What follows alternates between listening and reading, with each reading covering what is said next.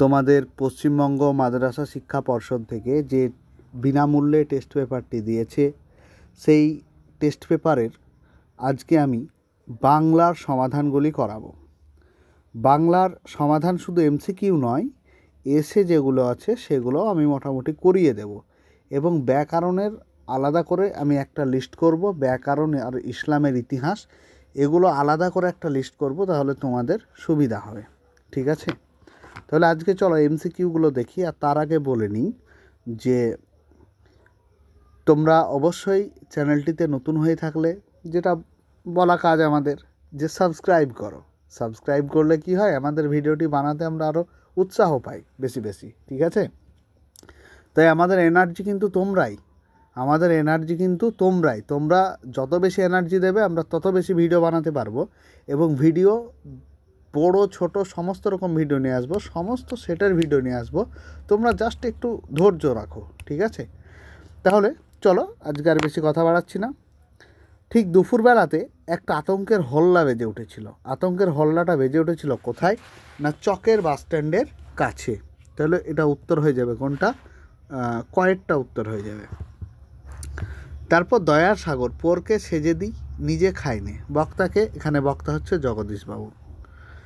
নদে চাঁদকে পিষিয়া দিয়া চলিয়া গেল, কত নম্বর ডাউন প্যাসেঞ্জার, 7 নম্বর ডাউন প্যাসেঞ্জার, অর্থাৎ ক্ষয়ে আছে উত্তরটি।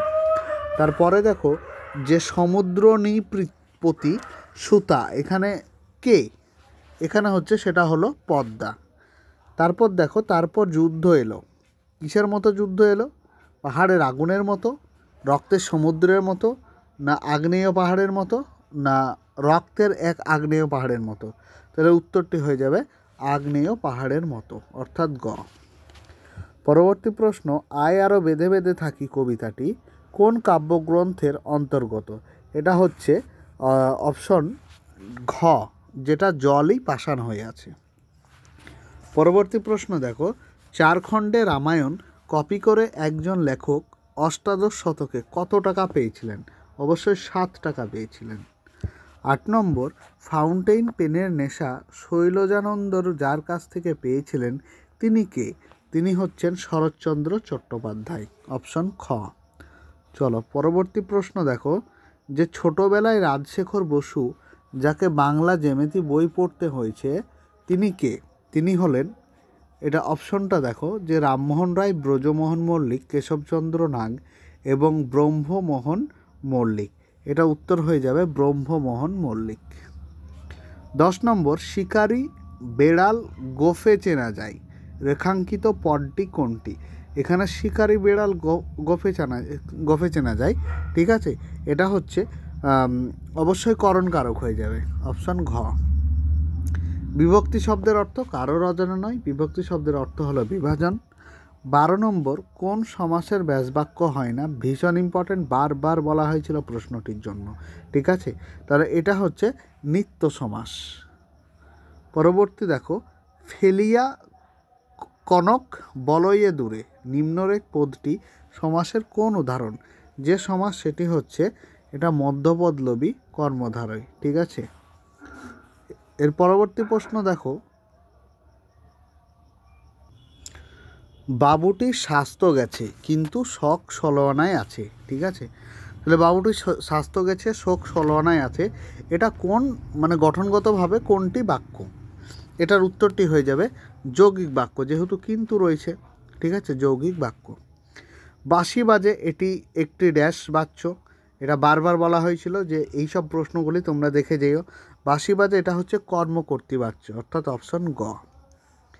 16 নম্বর, বাক্যের মধ্যে অন্যয় অনুযায়ী পদগুলির যথাস্থানে সংস্থাপনকে কি বলা হয়? সংস্থাপনকে কি বলা হয়? যোগ্যতা, আকাঙ্ক্ষা, আসক্তি এবং আসক্তি। দেখো আসক্তি এবং আসক্তি দুটোই দিয়েছে, তোমরা কিন্তু কেউ গন্ডগোল করবে না। ঠিক আছে, তাহলে এটার উত্তরটা হয়ে যাবে আসক্তি। আসক্তি তো আমরা পড়িনি, আমরা পড়েছি আসক্তি। পরবর্তী প্রশ্ন, আবেগে ভরা গলায় হাসান বললেন, বাক্যটির ভাববাচ্যের রূপ। ভাববাচ্য মানে যেখানে ক্রিয়াপদটা প্রাধান্য পাচ্ছে। ঠিক আছে, তাহলে এখানে 17 নম্বরে যেটা হয়ে যাবে, আবেগ ভরা গলা করে হাসান বলল, অর্থাৎ অপশন গ হয়ে যাবে এখানে উত্তর। তারপরে 2 নম্বরের প্রশ্নে চলো, যে একটি করে মানে কমপক্ষে 20টি শব্দ লিখতে হবে, যে কোনো 4টি প্রশ্নের উত্তর দাও। ঠিক আছে, আমাকে তো সব প্রশ্নের উত্তর দিতে হবে, তোমাদেরকে মাধ্যমিকে 4টি উত্তর দিতে হবে। ঠিক আছে, চলো দেখে নিই। প্রথমে আছে, দেখো এইগুলোও করাচ্ছি, অনেকজন এমসিকিউ করাচ্ছে, কিন্তু এইগুলো পাশাপাশি করানো হচ্ছে না। দু একটা চ্যানেল হয়তো করাচ্ছে, কিন্তু সবাই করাচ্ছে না এইগুলো, ওই জন্য আমাকে এক্সট্রা দিতে হচ্ছে। ঠিক আছে, কোনো চাপ নেই, তোমরা ধৈর্য ধরে দেখো, অবশ্যই সব কিছু পেয়ে যাবে। দেখো এই বিষয় যেটি পাবে না সেটি অবশ্যই কমেন্ট করো, আমাদের এটা চাই ওটা চাই, অনেকজন করছো, ঠিক আছে, আমি সেগুলো দেখেই ভিডিওগুলো বানাচ্ছি। বেশ, চলো তাহলে এই বিষয়ে সন্দেহ ছিল তপনের। কোন বিষয়ে সন্দেহ ছিল তপনের? এখানে দেখো হাতে উত্তরটি লেখা হয়েছে, তোমাদের দেখাচ্ছি, সেটি তোমরা একটু দেখে নাও। দেখো প্রথমে দেখো যে একজন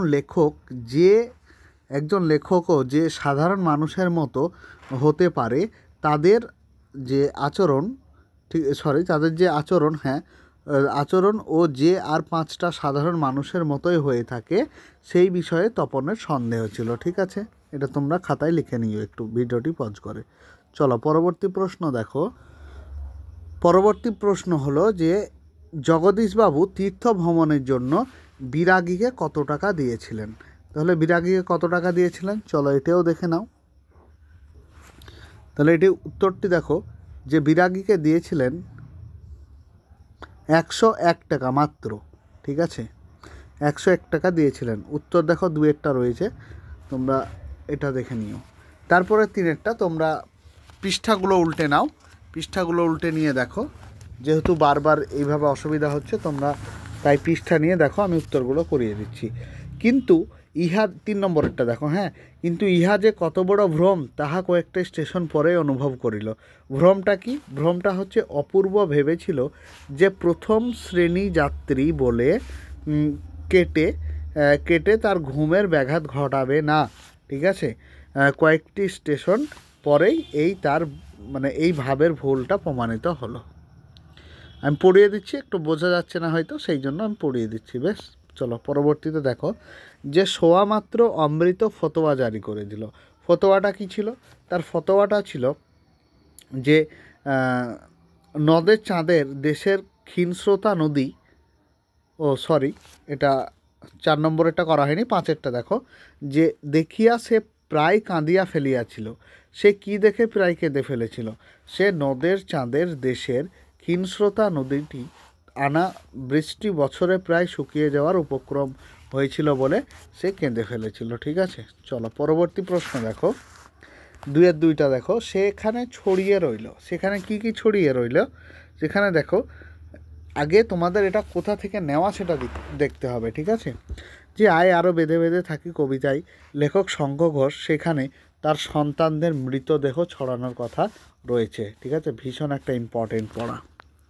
চলো পরবর্তী প্রশ্ন দেখো, টেস্ট পেপার নিয়ে কিন্তু তোমরা সবাই বসবে, আমিও কিন্তু টেস্ট পেপার নিয়েই দেখছি, সামনে টেস্ট পেপার রয়েছে, প্রশ্ন দেখছি আর তোমাদের উত্তরগুলো বলে দিচ্ছি।